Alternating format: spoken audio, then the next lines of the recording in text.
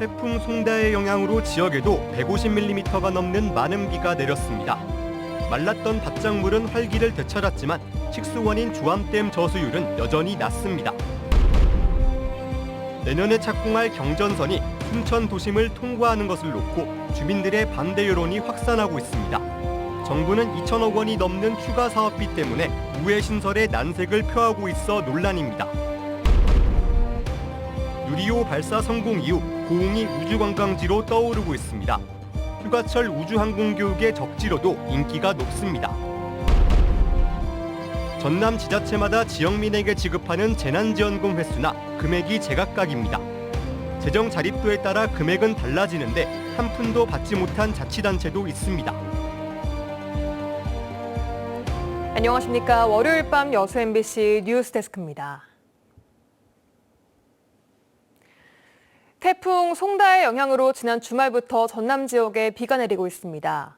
마른 장마 이후 반가운 비였지만 가뭄을 완전히 해결하기에는 여전히 부족합니다. 보도에 김단비 기자입니다. 모처럼 내린 단비에 작물이 생기를 되찾았습니다. 메말랐던 밭은 물기를 가득 머금었습니다. 농민들은 기쁜 마음으로 이른 아침부터 밭에 나왔습니다. 가뭄이 너무 심해서 좀 걱정을 많이 했죠. 비가 좀 잡혀서 그나마 지금 작물들한테 엄청 좋은 생각이라 생각합니다. 하지만 전남 지역 가뭄은 여전합니다. 현재 주암댐 저수율은 26%로 역대 최저치를 기록하고 있습니다. 평년 저수율의 절반에도 못 미쳐 여전히 가뭄 경계 단계를 유지하고 있습니다. 태풍 송다의 영향으로 시작된 비는 지금까지 순천과 광양 백운산에 150mm, 고흥에도 90mm 이상 내렸지만 올해 누적 강수량은 평년 같은 기간 대비 69%에 불과합니다. 주말 사이 내린 비가 댐으로 들어오고 있기 때문에 저수율 추이는 더 지켜봐야 하지만 가뭄이 해결됐다고 보기는 이르다는 분석이 나옵니다. 비가 주암댐 유역에 100mm 정도 이상 정도 초과가 돼서 왔는데 그 정도 이제 물량 가지고서는 사실은 가뭄이 완전히 해소됐다라고 보기는 좀 어렵습니다. 역대 최악의 가뭄을 겪고 있는 전남. 갈증을 해소하기 위해서는 더 많은 비가 필요한 상황입니다. MBC 뉴스 김담입니다. 2012 여수 세계박람회 10주년 기념행사가 성황리에 마쳤습니다.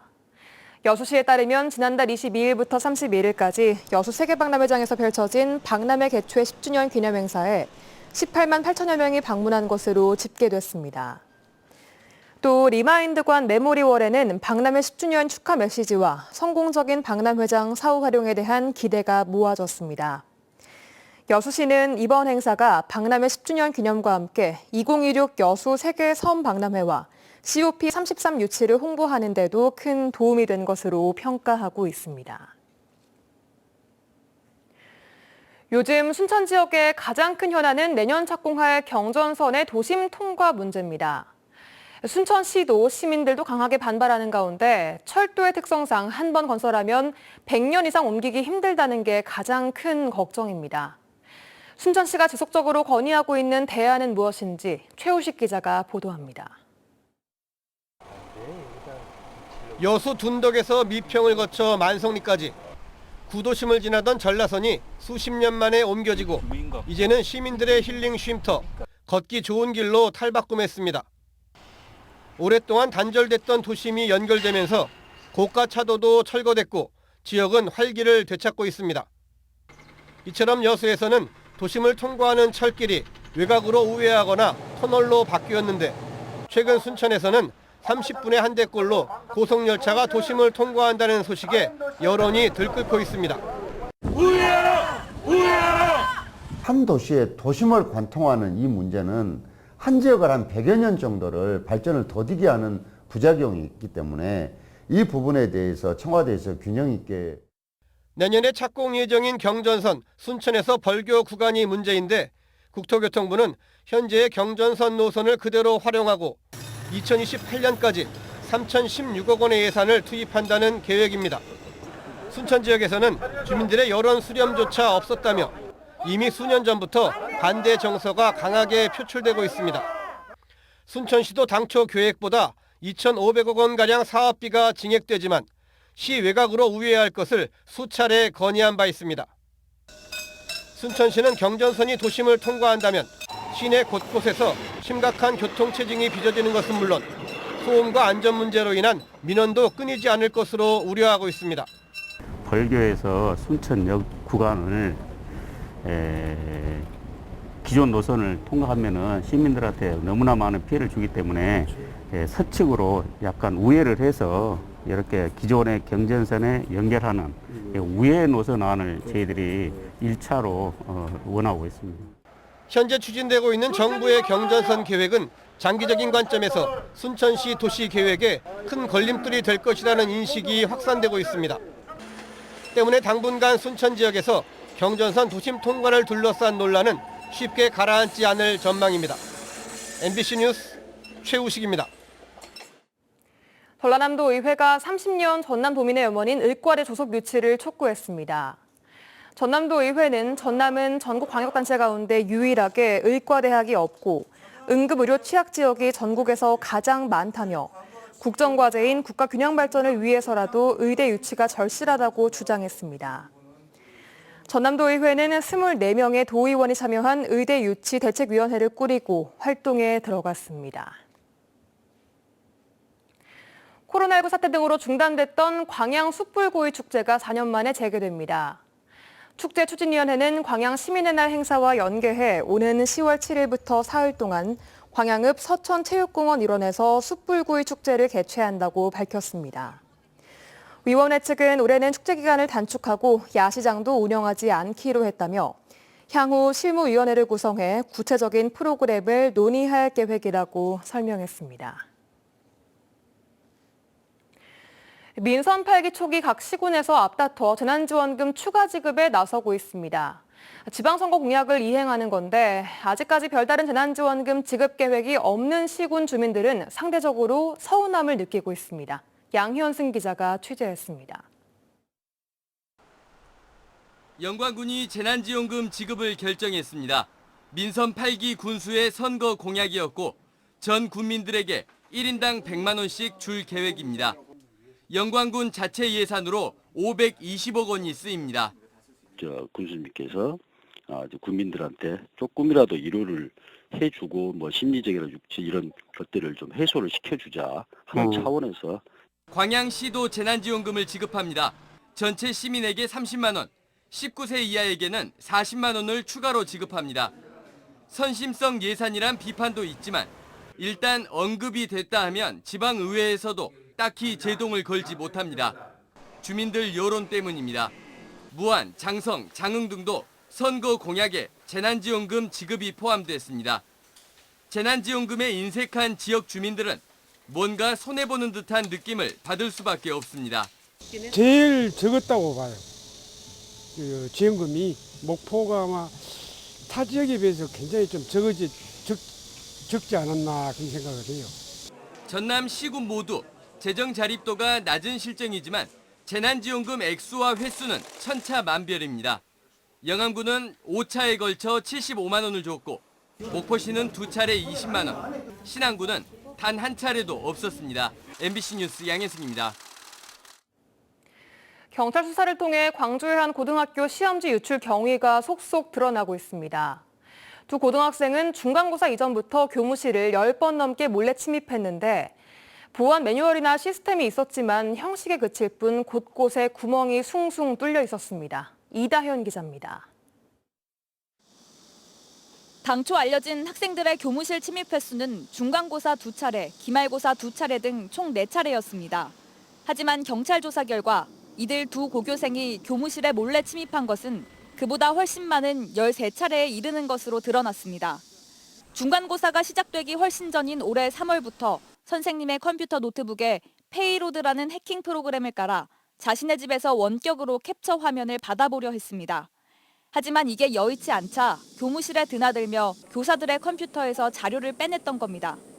이 과정에서 학교 측의 보안은 허술했습니다. 경찰 수사에서 일부 교사는 보안 지침을 지키지 않았던 것으로 확인됐습니다. 광주시 교육청의 매뉴얼에 따르면 중간 기말고사 자료에 비밀번호를 걸어두고 시험지 파일을 USB와 같은 이동식 장치에 저장해야 합니다. 모든 평가 단계에서 사실은 보안을 철저하게 유지하도록 그렇게 매번 안내를 학교별로 하고 있는 상황입니다. 하지만 정작 이 학교의 경우 일부 과목 시험지가 하드디스크에 저장돼 있었고 비밀번호가 걸려 있지 않았습니다. 학생들이 야밤에 2시간에서 4시간씩 학교를 누비는 동안 경비를 서는 당직자는 아무것도 몰랐습니다. 공간 재배치 작업을 이유로 중단됐던 학교 보안 시스템은 1월 중순 이후로 작동됐던 흔적이 없습니다. 그분은 오로지 학교 저녁에 야간에 지켜주시는 분이시죠. 경비가 주 목적이시죠. 시험지를 유출한 학생 가운데 한 명이 미리 준비한 컨닝 페이퍼를 시험 시간에 이용했을 만큼 시험 감독도 제대로 안 됐습니다. 광주시 교육청은 경찰 수사와 별도로 감사를 진행하고 있습니다. 학교 보안이 총체적으로 부실했던 정황이 드러나고 있는 만큼 관련자들이 행정적인 책임을 피하긴 힘들 것으로 보입니다. MBC 뉴스 이다현입니다. 박용하 전 여수상공회의소 회장의 업무상 횡령 혐의를 조사하기 위해 검찰이 압수수색을 진행했습니다. 광주지방검찰청 순천지청은 오늘 여수상공회의소에 수사관을 보내 회계 장부와 내부 감사 보고서 등을 확보했습니다. 박 전 회장은 지난 2015년부터 지난해까지 여수상의에 공금을 집행하면서 개인 용도로 9억 7천여만 원을 횡령한 혐의로 이용규 현 회장에 의해 고소당했습니다. 한편 박 전 회장은 이에 대해 공금을 자신의 이익을 위해 사용하지 않았다며 법적 대응을 준비하고 있는 것으로 알려졌습니다.